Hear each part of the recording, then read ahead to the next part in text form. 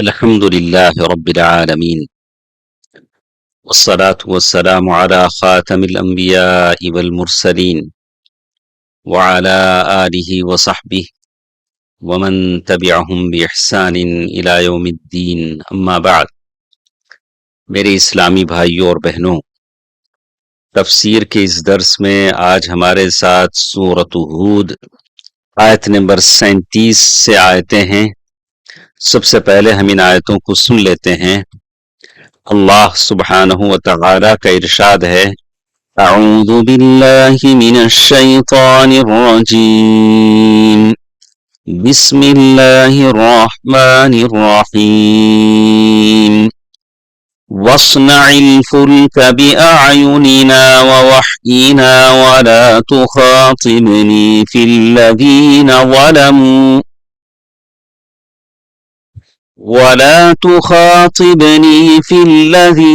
ظلموا إنهم مغرقون۔ ترجمہ: اور کشتی بنا، کشتی تیار کر ہمارے آنکھوں کے سامنے اور ہماری وحی سے، اور ظالموں کے بارے میں ہم سے کوئی بات چیت نہ کر، وہ پانی میں ڈبو دیے جانے والے ہیں۔ تفسیر: اللہ سبحانہ و تعالی نوح علیہ السلام سے کہہ رہے ہیں کہ ایک کشتی ہمارے حکم سے ہمارے سامنے بناؤ، ہمارے روبرو بناؤ، یعنی ہماری حفاظت میں ہمارے سامنے اور ہماری مرضی کے مطابق کشتی بنائے۔ وَلَا تُخَاطِبْنِي فِي الَّذِينَ ظَلَمُوا، اور ظالموں کے بارے میں مجھ سے گفتگو نہ کرنا، یعنی ان کی ہلاکت کے بارے میں ہمارے ساتھ گفتگو نہ کریں۔ إِنَّهُمْ مُغْرَقُونَ، بے شک یہ ڈبو دیے جائیں گے، غرق ہوں گے، یعنی وہ عذاب کے مستحق ہو چکے ہیں اور ان پر تقدیر کا فیصلہ نافذ ہو چکا ہے۔ محترم حضرات و خواتین، نوح علیہ السلام کی دعا قبول ہوئی اور اللہ تعالی نے کافروں پر عذاب کے وعدے کے ساتھ نوح علیہ السلام کو دو باتوں کی تاکید فرمائی۔ پہلی تو یہ کہ پانی کے طوفان سے بچنے کے لیے ہماری آنکھوں کے سامنے اور ہماری وحی کے مطابق ایک بحری جہاز بناؤ، کشتی بناؤ۔ یاد رہے کہ الفلک کا لفظ بڑی کشتی، بحری جہاز کے لیے استعمال ہوتا ہے، اور وہ اور واحد اور جمع اور مذکر اور مؤنث سبھی کے لیے ایک ہی لفظ ہے، یعنی سنگلر، پلورل، میل، فیمیل، سب کے لیے ایک ہی لفظ آتا ہے الفلک۔ اور اللہ تعالی کی نگرانی میں اور اس کی ہدایت کے مطابق بننے والی کشتی کتنی شاندار ہوگی، اس کا اندازہ نہیں ہو سکتا۔ بعض لوگوں نے اس کی لمبائی، چوڑائی اور اونچائی بیان کی ہے، مگر ان تمام باتوں کی کوئی پختہ دلیل نہیں ہے۔ دوسری بات یہ کہ جب تم نے خود ہی دعا کی ہے کہ یا اللہ زمین پر رہنے والا ایک کافر بھی باقی نہ چھوڑ، تو اب عذاب آنے پر ظلم کرنے والوں مشرکوں کے بارے میں مجھ سے کوئی بات سفارش مت کرنا، کیونکہ ان کے ڈبو دیے جانے کا فیصلہ ہو چکا ہے۔ دوسری بات جو اللہ تعالی کی طرف سے آئی ہے، بِأَعْيُنِنَا وَوَحْيِنَا، اس آیت کے اس لفظ سے معلوم ہوا کہ اللہ تعالی کے لیے آنکھوں کا لفظ استعمال ہو سکتا ہے، اور اللہ تعالی کی صفات میں سے اس کی آنکھیں بھی ہیں۔ دوسری جگہ موسیٰ علیہ السلام کے متعلق بھی اللہ تعالی نے ارشاد فرمایا ہے، سورۃ طٰہٰ آیت نمبر 39 میں، وَلِتُصْنَعَ عَلَىٰ عَيْنِي، اور تاکہ تیری پرورش میری آنکھوں کے سامنے کی جائے۔ بعض لوگ اللہ تعالی کے لیے آنکھیں ہونے سے انکار کرتے ہیں، ان کے خیال میں اللہ تعالی کی آنکھیں ماننے سے مخلوق کے ساتھ تشبیہ لازم آتی ہے، یعنی وہ اللہ ہمارے جیسے بن جاتا ہے کیونکہ ہماری بھی آنکھیں ہیں، جبکہ اللہ تعالی کے مثل کوئی چیز نہیں۔ ان حضرات نے اسی بہانے سے اللہ تعالی کی بے شمار صفات کا انکار کر دیا اور کئی ایک صفات کی تعویل کر دی۔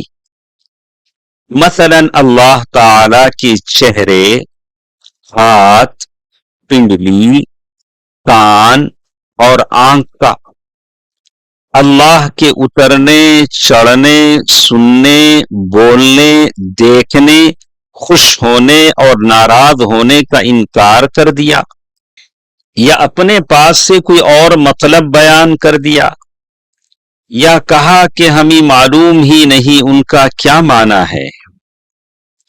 ان بیچاروں نے غور نہیں کیا کہ جب قرآن اللہ تعالی کے لیے عین کا لفظ بول رہا ہے تو اردو میں آنکھ کہنے سے آپ کو کیا پریشانی ہے؟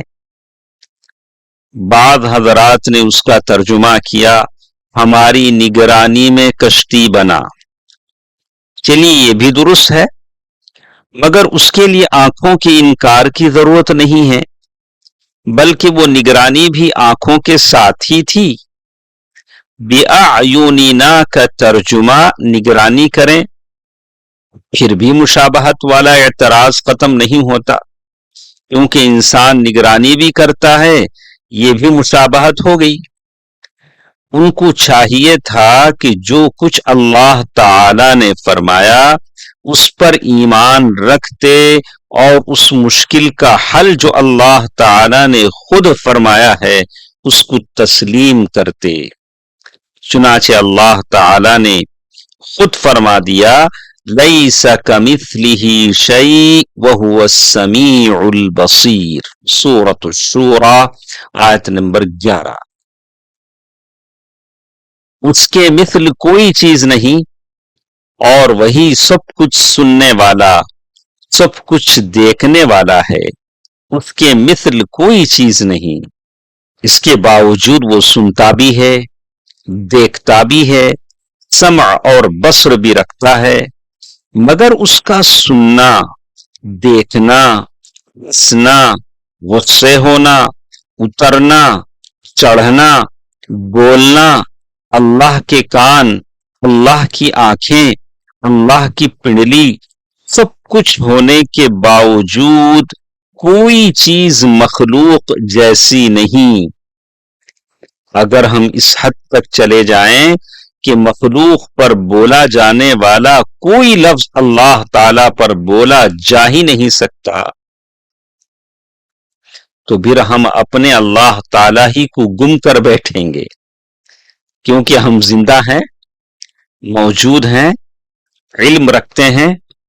اب اللہ تعالی کے حق میں اس کا انکار کر کے دیکھو تو نتیجہ یہ نکلے گا کہ اللہ تعالی موجود ہی نہیں۔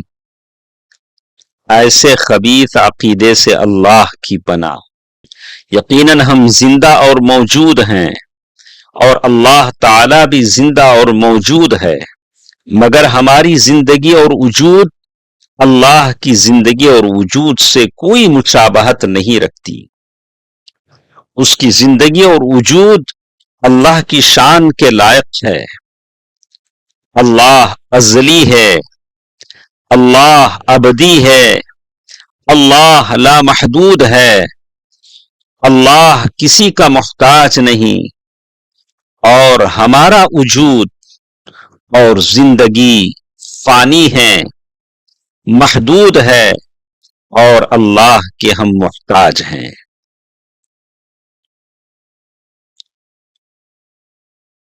یہ لوگ عجیب باتیں کرتے ہیں، کبھی کہتے ہیں اللہ تعالی نہ اوپر ہے نہ نیچے، نہ عرش پر ہے نہ آسمان دنیا پر اترتا ہے، اور نہ قیامت کے دن آئے گا، تو پھر وہ کہاں ہے؟